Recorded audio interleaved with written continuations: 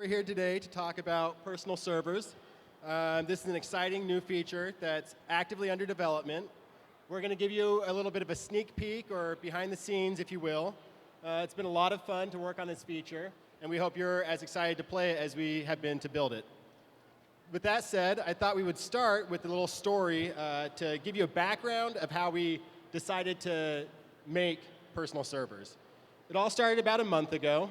Njay and I were having a duel with Sorkus and Hot Toth to see who could create the coolest building in Welcome to Roblox building. Yeah, now the competition was intense. I mean, bricks were flying everywhere, heads were spinning, noobs all around were getting pwned. After all the dust had settled, we had David over here pick a winner. Obviously, Njay and I won by a landslide because the gear team can't build. But while we were having this duel, we noticed that there was some room for improvement with the current Welcome to Roblox building. Yeah, for one thing, we noticed that building with other players can be very tricky. It's difficult for players to kind of find a common goal of what they want to build towards. And so if I place down a few bricks, someone else can just delete them, and there's nothing much I can do about it. Also, the idea of the base plate is somewhat limiting in that it's small, as someone pointed out in one of their questions, and you can't cooperatively build on someone else's base plate.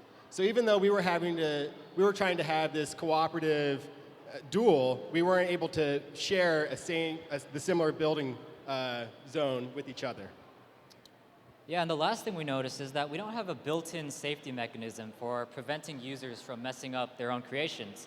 So for example, I was working on this pretty cool replica of the Eiffel Tower, and I accidentally deleted that critical brick, and the whole thing just came tumbling down. So that was a bummer.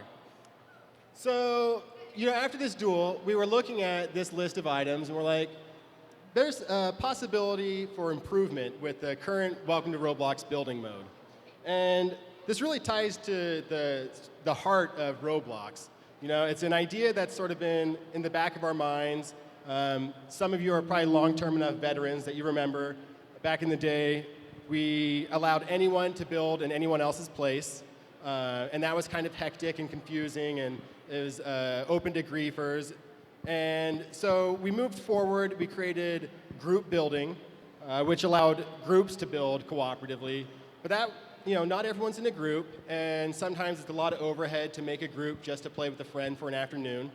So we thought, how could we address these issues and really make an open, shared building environment for our users? That's how we came up with personal servers. So let's talk a little bit about what personal servers are all about. So personal servers are single world places. Now, regularly on Roblox, games are sharded, and what that means is that you have multiple copies of the same game world, and players are fragmented across all of these smaller games. So with personal servers, we're taking a non-sharded approach, and what that means is that there will be only one instance of your game at a time, and so anyone who plays that game will join the same game. And to support this, we are giving personal servers access to more hardware. So they'll run on their own dedicated server cluster, and they'll have more RAM, more CPU available to them. And so what this means for you guys is that your server will be able to have more players, more parts, and have less lag in general. And so we're really interested in seeing what kind of worlds people build with these additional resources. That's right. Another important feature of personal servers is this idea of persistence. We basically save your place periodically, because we've all been there. We've been working on the school paper or the big rally presentation, or and the power goes out, or you lose your internet connection, and suddenly you have this lost work that you were doing. We really want to take out the worry by saving your place periodically without you having to be involved at all. The way we expose this is we have a list of versions. They're automatically versioned every 5 minutes, and you can revert to any previous automatic save point that you would like. And an exciting side effect of this idea of auto-saving and persistence is if you have a group of people that you're building with, and you go to sleep for the night, and your friends are still in there and they're building, you can come back the next morning and see what's new and exciting about your personal server. So one of the most important features with personal servers is this ability to restrict access to your place. And so every personal server will come with the flexible and advanced permission system. And you can place users into one of 4 different roles. We have the visitor role, which means that the player can come into your place, explore, and discover all the cool stuff you've built, but they won't be able to actually build anything. There's the member role, who can do anything the visitor can do, but in addition, they can build stuff, and anything they build will be automatically saved. And we have the admin role, who can moderate what roles other users are in, kick people from game, ban them, give yourself special powers. And of course, there's you, the owner, the place creator. And so every personal server will also come with a nifty ban list. And so if you got some troublemaker in your game, like Hatoth or Sorkus, you just put them on that ban list, no more griefing from them, they won't give you any more trouble. All right, so that was a lot of talk about personal servers. So who's ready to see them in action? Yeah. All right, let's take a look. So, as mentioned before, personal servers focus on group building, which equals teamwork, which means building things much quicker. And you can combine your creativity from all your friends into one structure. Look how nice his castle is. Oh, look, someone just fell. See how easy it is? And it features the fabulous stamper tool that Jonathan Yar presented earlier. Look at all the parts that he mentioned before. You got landscape, you got castle parts, bricks, blocks, plenty of things. And look how easy it is just to build. Few simple clicks. See how easy it is to build a window, the roof. I don't know, what are those called on top? Barricades or battlements. Yeah, very easy. And before you know it, you have the whole thing done. And how long was this? It's only been, what, less than a minute, and this whole thing's almost done.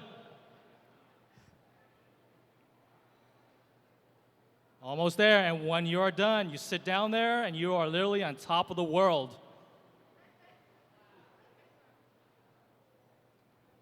All right, so you guys must be wondering now, how do I make a personal server? It's very easy. Go to my Places page that you're all probably familiar with already. When this feature will be released, you will have 2 buttons on top. Make sure to select the one that says Create Personal Server. You'll be taken to a Create New Place page. It is very similar to the one that you see today. The only difference now is that you can choose Personal Server or Game Place. Personal Server will be chosen by default. Please remember that after you've chosen and created your personal server, you can actually switch it back to a game place very easily. Another thing that is added to this page when you are building a personal server is the access and privileges section. Here you can add your friends to different access levels. Very easy. Let's say you want to add your friend to the admin level. Just type in their name, click add, and their name is automatically added. After you're done and everything is set up the way you like, just click create and it's all completed. So now, let's say you just want to play in a personal server, but you don't want to really make one. It's very easy. Just go to the games page, and again, when this feature is released, you'll have 2 tabs on the top. You'll have a games tab, which shows the games as they do today, and you also have a personal servers tab. Just click on the personal servers tab, and you will see all the games that we're currently running. Sweet. So now that we've seen personal servers in action, let's just do a quick recap of what they're all about. So personal servers will save automatically. They're single instance, non-sharded places. While regular games on Roblox are public by default, personal servers will be private by default. They also come with a special access privileges system, as well as a ban list. And they will still continue to award tickets to visitors, or tickets for visitors, just like regular places. And you will need Builders Club in order to make your place a personal server. However, personal servers are completely free to play for anyone, subscription regardless. And now we'd like to open up the floor for any questions. Can you use the mic?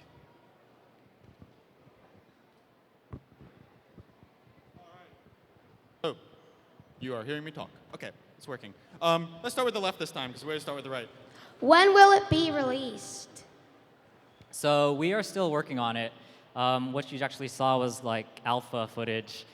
So we do expect it to be released about 2 or 3 weeks from now, is a rough estimate. These guys are supposed to be working on it. So if it doesn't Yeah. come out in 2 or 3 weeks, these guys. All right. Can we get a question from the right here? Why does everything, including personal servers, have to be Builders Club only? So in the case of personal servers, we require Builders Club in order to make them because we're giving out extra hardware resources. Like we said, you'll be running on your own cluster, and you'll be able to have a lot more people in at once, and you'll be getting additional hardware resources.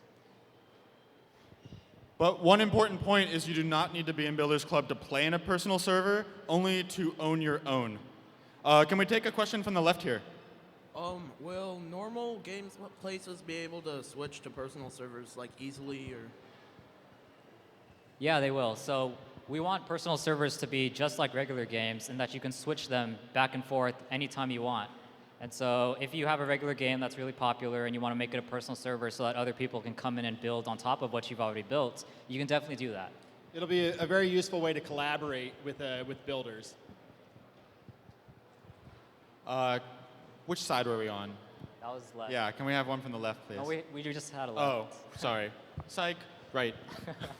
So for the autosave feature for the personal servers, will you be putting that in Roblox Studio as well? Because a couple times the power's gone out and I've lost all the stuff I've built. I forgot to save. That is a fabulous idea, especially since if we auto-saved in Roblox Studio, we wouldn't even have to upload it to the website, so it'd be essentially free. Yes, we will do that. Thank you. Can I get a question from the left, please? When you used to be able to build on play mode, why did you guys remove the feature to where you could like save it when you try and exit, like if you build with your friends? Who wants to take that one? You guys know? I can. So, it sounds like you've been playing Roblox for a while because a very long time ago, we had this situation where whenever you left your place, it would ask you if you wanted to save, and you're asking why we removed that.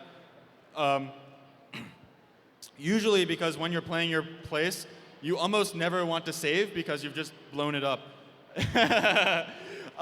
So what we were trying to get at was sort of the kind of functionality that Isaiah, Nevin, and David have just presented to you, but we hadn't before put in the work that we have now done to do it in a good way. So we think we're solving that problem with this feature in a way that's much more intuitive for users.